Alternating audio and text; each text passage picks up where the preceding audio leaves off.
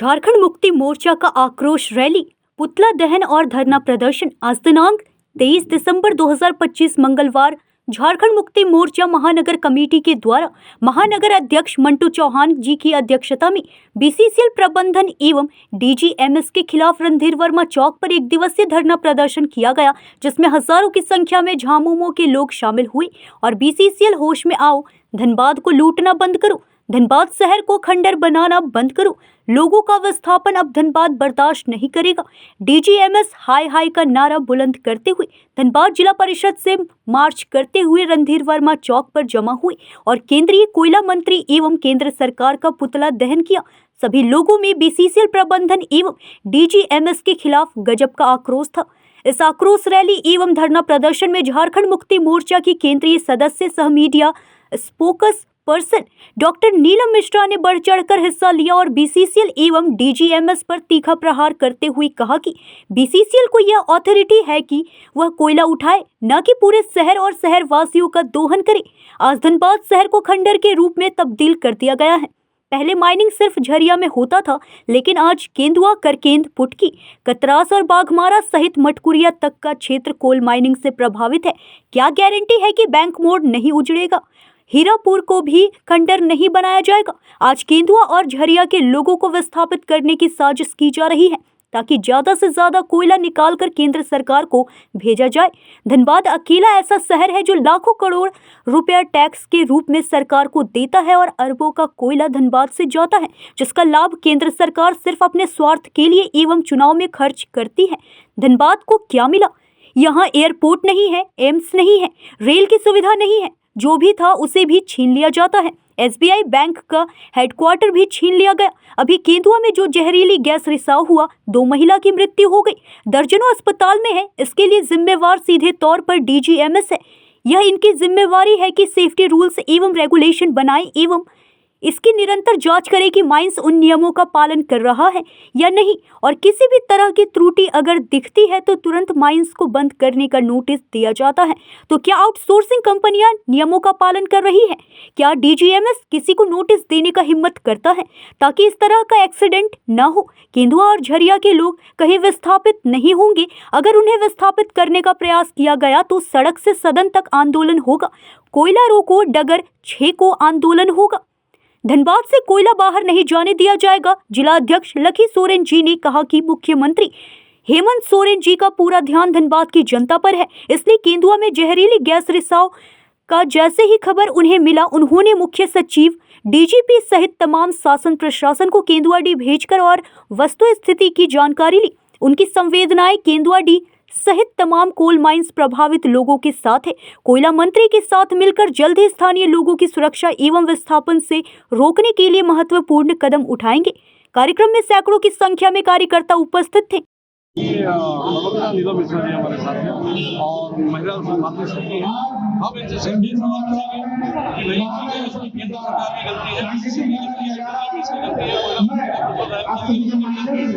लेकिन राज्य सरकार को ये अधिकार प्राप्त है कि वो अपने नागरिकों की सुरक्षा के लिए कानून बना सकती है। तो राज्य सरकार इस प्रकार के बड़े कानून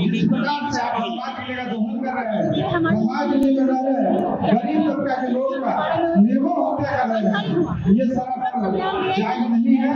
अगर इसे बंद नहीं किया गया तो निश्चित रूप से राजू परमार से आग्रह करूंगा इसको काम करने का बजट ज्यादा नहीं क्योंकि समय हो चुका है काफी।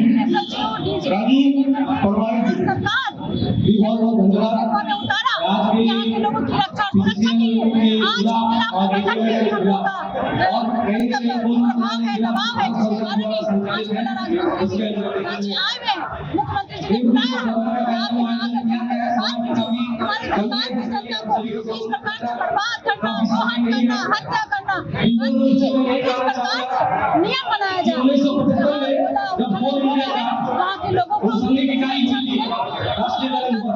स्वास्थ्य समस्या हो, प्रदूषण मुक्त हो। आज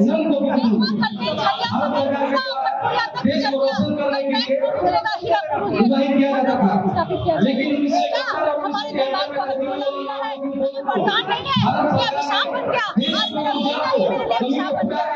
आज मेरा बेटा ही मेरे लिए अभिशाप बन गया।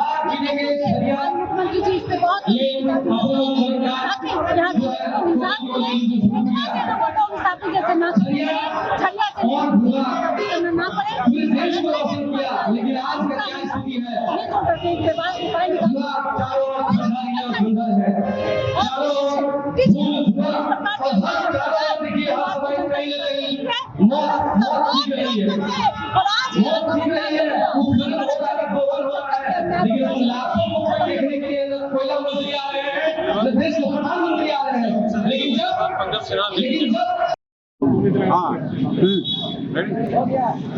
तो झारखंड मुक्ति मोर्चा के युवा अध्यक्ष और बहुत ही युवा नेता है, नाम भी सूरज की तरह हमेशा चमकते रहते हैं। हम जानते हैं, हम इनसे ये पूछेंगे कि भाई अभी आज जो यहाँ पे कोयला मंत्री का पुतला दहन किया गया और पूरी तरीके से झारखंड मुक्ति मोर्चा के द्वारा सिर्फ और सिर्फ डीजीएमएस, बीसीएल और सेंट्रल गवर्नमेंट को जिम्मेवार माना गया, कितना सहमत है? क्योंकि राज्य सरकार को ये अधिकार होता है कि अपने नागरिकों की रक्षा करे और उसके लिए वो कानून बना सकता है। क्या बोलेंगे? लेकिन क्या है, आज जो ये कार्यक्रम था बीसीएल के एजेंट क्योंकि धनबाद जिला हम लोग का कोयलांचल क्षेत्र है और कोयलांचल क्षेत्र में जिस प्रकार से आज हमारे अग्रणी के रूप में हमारे नीलम मिश्रा जी ने एक पहल किया कि हमारे धनबाद जिला का जो क्षेत्रफल है उस क्षेत्रफल में हजारों एकड़ जमीन को उत्खनन के द्वारा उसको बर्बाद कर दिया गया है और आज यहाँ के आवाम को जिस तरह से दोहन और शोषण किया जा रहा बीसीएल और डीजीएमएस के द्वारा और बीसीएल और डीजीएमएस का जो अनियमितता कारण जो एकदम कानून के विरुद्ध यहाँ पर अंधा कानून चला रहा है, इसके विरोध में आज हमारे माने अग्रणी लीडर हमारे नीलम मिश्रा जी के माध्यम से जो कार्यक्रम करता अपने धनबाद जिला को बचाने के लिए और धनबाद के बासिंदा को बचाने के लिए हम लोग आगे बढ़े। बहुत बहुत धन्यवाद। सूरज महतो जी का बहुत ही एग्रेसिव यानी कि आक्रोशित था और डेफिनेटली ये सब बोलते हैं और ऐसा करके भी दिखाते हैं। हरी सिंह जी हम इनसे जानेंगे कि भाई आज केंद्र सरकार का कोयला के पुतला दहन किया गया और हर चीज के लिए केंद्र सरकार को ही दोषी ठहराया जाए। यहाँ राज्य सरकार की क्या भूमिका है? अपने नागरिकों की सुरक्षा के लिए कदम उठाने का अधिकार प्राप्त है, ऐसे में जैविक सरकार क्यों नहीं कोई कदम उठाती? राज्य सरकार जो है हर तरह से एक्टिव है। अगर आपको वहाँ तक आपको जाके बताना हो, आपको अपने यहाँ पे कितने बड़े एसएसपी साहब यहाँ पर है जो कि हर जगह सुनवाई करते हैं। अगर आपके पास कंप्लेन है, केस है, आप जाके केस कीजिए, समाज एक्शन नहीं मिलेगा तब ना राज्य सरकार दोषी ठहराएंगे। पहले तो आप केस करने से पहले ही कर जाते हैं भाई। अगर आप केस कीजिए, अगर कार्रवाई नहीं होगा तो उसके बाद आप राज्य सरकार के बारे में बोल सकते हैं। लेकिन जब आप कर ही दे रहे हैं, यहाँ पे जो रंगदार है, रंगदारी यहाँ पे चल रहा है, रंगदारी पर चल रहा है, बीसीसीएल का जन्म ठेकेदार मिल के रंगदारी यहाँ पे उठा रहे हैं, गाड़ी के 50-50 उठा रहे हैं, सबको पता। लेकिन जब तक कोई उसके विरुद्ध में जाके कंप्लेन न करे, केस न करे, तो राज्य सरकार हमारी क्या करेगी? कहीं से कोई गलती नहीं है। यहाँ पे जैसे पूजा में हो गया, हो गया, आपको सब जगह में 50-50 में गाड़ी रंगदारी। लेकिन क्या होता है यहाँ पे क्षति हो रहा है, राज्य सरकार क्षति हो रहा है, केंद्र सरकार क्षति हो रहा है, यहाँ तक क्षति हो रहा है। यहाँ पे हमारे नए सीएमडी साहब जो आए हैं मनोज कुमार जी, मैंने देखा है वो काफी न्यायपूर्वक है। अभी वो रंगदारी के विरोध में उन्होंने भी रखा है और वो उम्मीद है कि खड़े उतरेंगे। और मेरा उनके लिए एक राय है कि पहले क्या करें, ऑक्सीजन निकालने से पहले उचित गुणवत्ता का पहले कोयला डंप कराया जाए, उसके बाद बिडिंग निकाला जाए, उसके बाद सीआईएसएफ का पूरा फौज रखा जाए वहाँ पे। और अगर